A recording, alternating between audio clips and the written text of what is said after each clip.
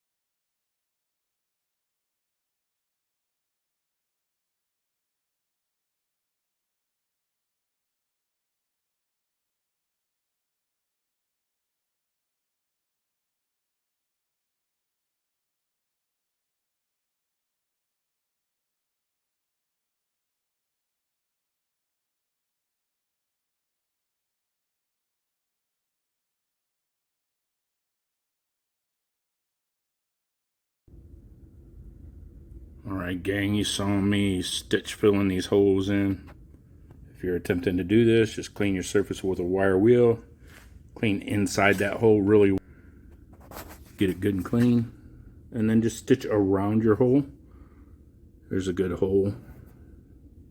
Kind of go in circles around it first with your welder, and then slowly center it in and fill as you go. Stitch, pull the trigger, stop, pull the trigger, stop. You got them all in. Minimal warping. This panel has been beat, and we're gonna have a poop ton of dolly work, but there is the gist of stitching in the holes on the front end. As you saw just a second ago, this corner I did, and she turned out pretty good. There's a slight ding right here we're gonna have to dolly out. You can see it in the shadows. That's what's good about primer. You put it on while it's wet. You can kind of make a note of anything you see and go back to it. There we go. I'm gonna get flat disking these down and dollying a few spots. Guys, by all means, I am not trying to get this perfect. I could have 100 hours in just this front panel if I really try to sit here and dolly out and panel out each one of these dings. We'll work it. There's a low spot here, as you can tell, and every one I welded is going to be a high spot that we're going to have to dolly a little bit. But like I said, this panel has been beat. It has seen some rough times in its life. There's a low spot by this, and of course these letters here are the Ford letters, so we got a low spot here and here. We're going to have to dolly up. But I mean, I've got it pretty straight, except for you can see this big dent here, and you can see the crease that was there before. There's another one over on that headlight I'll show you. But I'm going to get to sanding and flapping these down a little bit, and then we'll get to dollying some spots.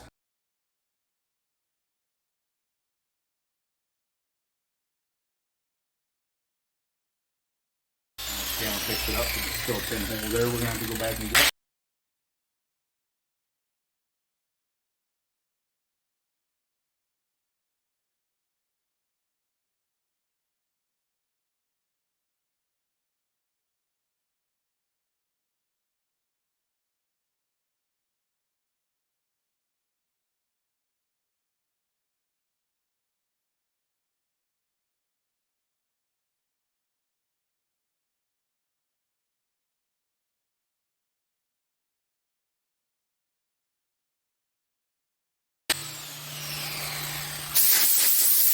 Not a very aggressive wheel. It's like an 80 grit. I don't like to scratch or get into this metal too much. That way we retain our thickness. That if you see it, I'm not grinding until this turns a bluish color. If it does, you know you're building up too much heat.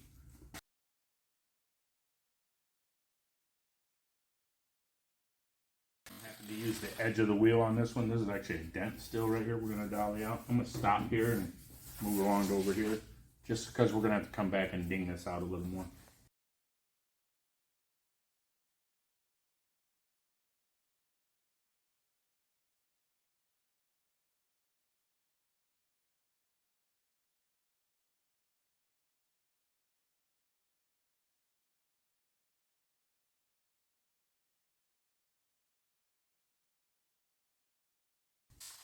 also go over this with a DA sander, a dual action sander, with probably 80 grit and then maybe 180 on it, just to kind of, it'll show me any high or low spots with different scratch marks in the metal.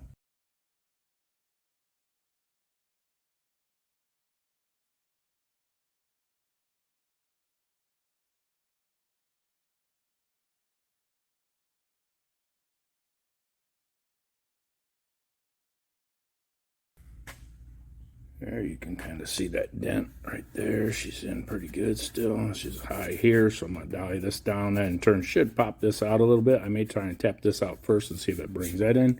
Either way, we still have a small pinhole right there we're going to fill, but the rest of them came out. Keep in mind, it looks a lot rougher on camera than it is. It's actually pretty dang straight. This could have all been prevented, guys, if the guys who did the drilling and tugging on this thing would have just filled them holes with metal.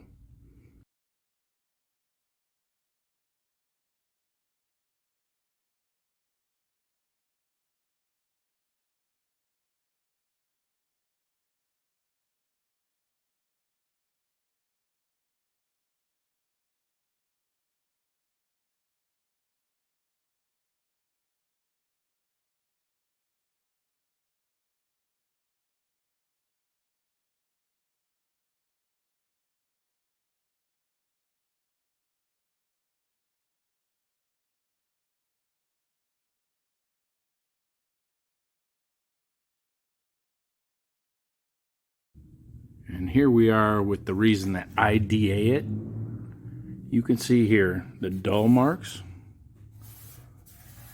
are from me holding the DA sander flat, and it tells me what surface is nice and straight. Then when we get to a shiny spot like this, and this here, and here, you can tell that's a low spot that pad skipped over and did not hit, which we need to work more. Seems like around every one of them holes, they got dinged in. And then you can see a big one down here, and then follow it up right there where that got creased. Same with the bottom. Just holding the camera like this, you can see the dull spots where the DA did hit, and then the shiny spots. So we're gonna do a little more dollying. And I'm not trying to kid you guys, this is gonna have Bondo in it. Sure it is. I'll use Duraglass and then a skim coat of Bondo over that. But it's gonna be sealed from the backside where no moisture can get in, unlike the last repair. What's that front end peeking out over there?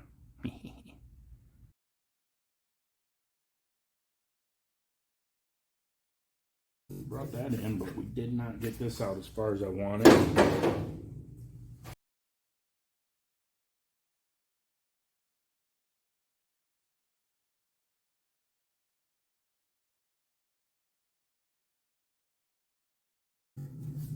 Pretty good. Now I can get in here and sand them some more, grind them a little bit more with a floppy.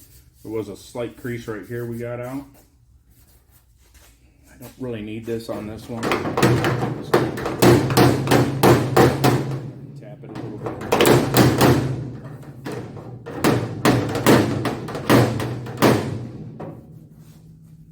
Those are not very deep, and you could get away with mudding them up if you wanted to.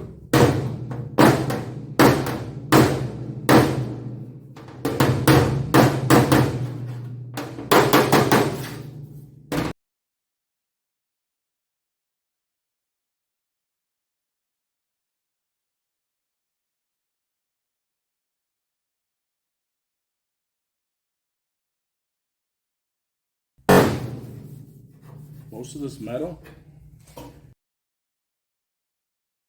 remembering where it went, it's popping right out relatively easy.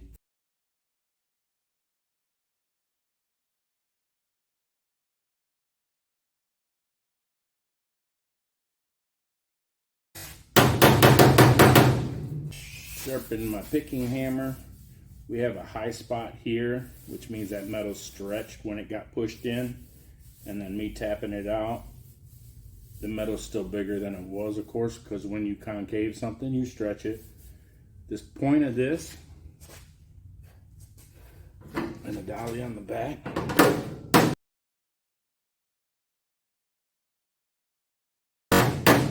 You hear the pitch change when I hit that dolly, and you know getting real close to the flat surface.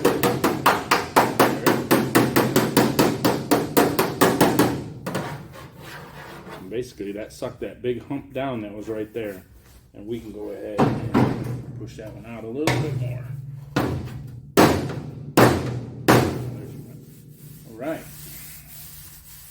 And that's it, guys. This is just metal, man. You can do it. You can do it. Sorry, my arm's going to be in the way for this one.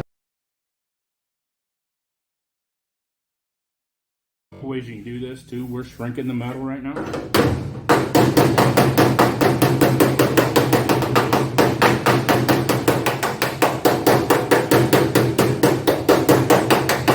sound you want to hear. Basically, all you're doing is putting a bunch of little tiny dings in it.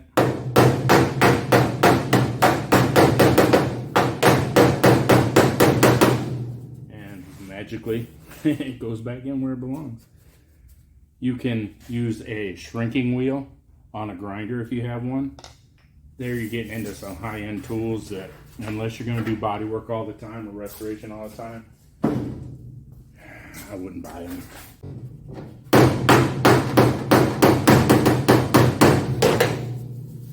I can live with that. We're going to grind these down a little bit more and fill a couple of little pivots I got there and there yet. And one here we're going to fill. And then she's going to be ready for a layer of Duraglass. We're not going to spend too much more time on her, guys. Might be a little hard to see, but there you go. That dent's completely gone. Nothing there left after sanding it. And all the little low spots around our emblem holes are gone. And that panel's straight. So we're good. We're going to put a skim coat of Duraglass on this.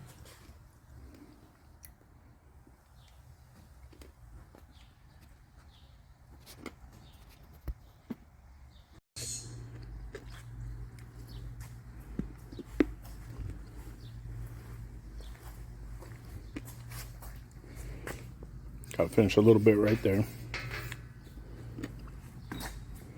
And this one's bent down just slightly. I wish I had footage, guys, because the top half of this is the teal one. And the bottom half is that white one that was sent as parts, extra parts with the build. And I welded them together. Unfortunately, lost in the great SIM card destruction of 2025. Pretty sure you can see that one right there, how wavy she is. We're going to straighten that one. If we can't, we'll cut it out and weld a piece in. I still have some leftover of the original one. I do not like this bottom lip right here and the way it covers up your lower valance. I think this piece of metal sticking out with the screw holes kind of takes away from the front end. So what I'm going to do is put this in a break right here and 90 bend it under so it matches the top right there. And we'll put screws in it the same way. It'll just look cleaner when we're done, and I'll show you that process here shortly. I'm going to take this over to my shrinker, and I'm going to V it right here a little bit. This is flat, as you can see it on the table, or even bowed the opposite way it needs to be. And the front of these, while the lower panel is pretty straight, it still has a little peak in the center of it. So these ends actually, this end and this end, actually stick out, and this is sunk in the middle. So we're going to put a V there, do a little work to it, and curve it just slightly. Now you can see. Put a little curve in it. The ends are touching the table. And the center is not quite at 3/8 of an inch or so off the table. And that matches the curve of the front end much better. You'll see it when I throw it up there.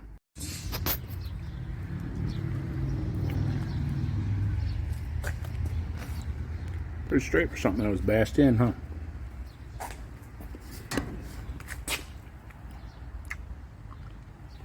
There's a bottom lip I don't like. Only you can see how it would stand out. Well, if the other panel was in place, you could. And that's the one I want a 90 break. And tuck it in on this lip right here. And we will weld studs in there. Live at 5 with the Bondo cam.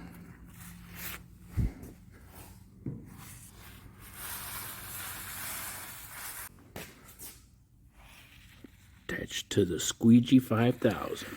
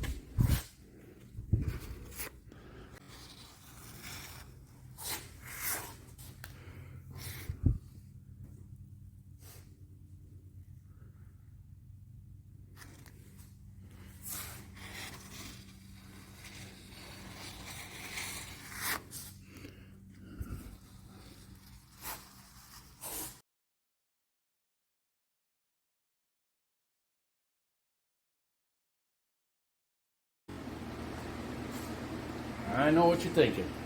You saw that last clip and you said, man, that thing's a Bondo buggy now. But is it? Is it? That is less than a cup of Bondo, guys.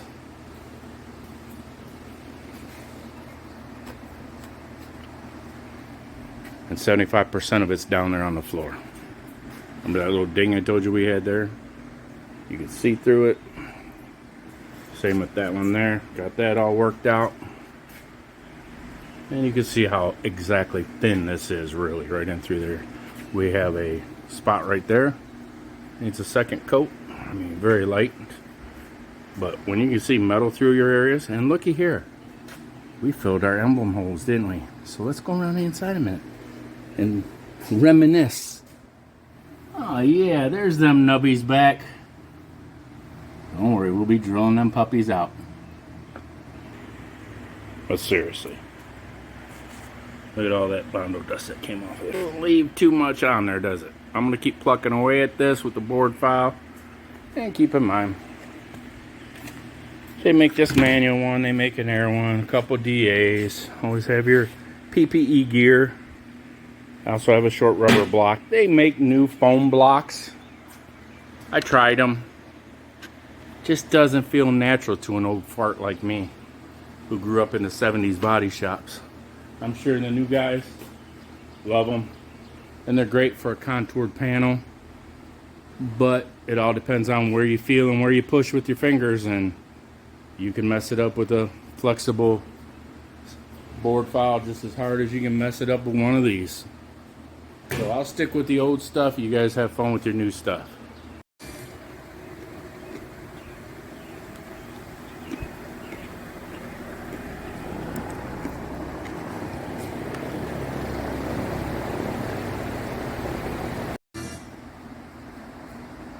What? Oops, she's got a black eye. One thing I love to do, guys, is while I'm doing bodywork, metal dinging and stuff, I always grab the trim pieces, put them on, make sure everything sits flush and looks good around your edges. Remember, that was dinged in right there in that corner pretty bad. We got it pretty straight and flush, and even with that headlight bezel, we're gonna get some dinging done over here. I found a low spot I'm gonna have to work out on this one right at the top, so we'll get that one knocked out, and she won't have a black eye anymore. And she's getting there. Now you can see how nice and, I hope the camera picks it up straight. That front end is, there's no waves. I know it's hard to see, and once we get some gloss paint on there, you'll see it. Alright, I think I'm going to play with that other headlight a bit, but I'm going to end this video right here, guys. I know we lost a lot of footage on this one. It was out of sync with the other ones. I apologize for that.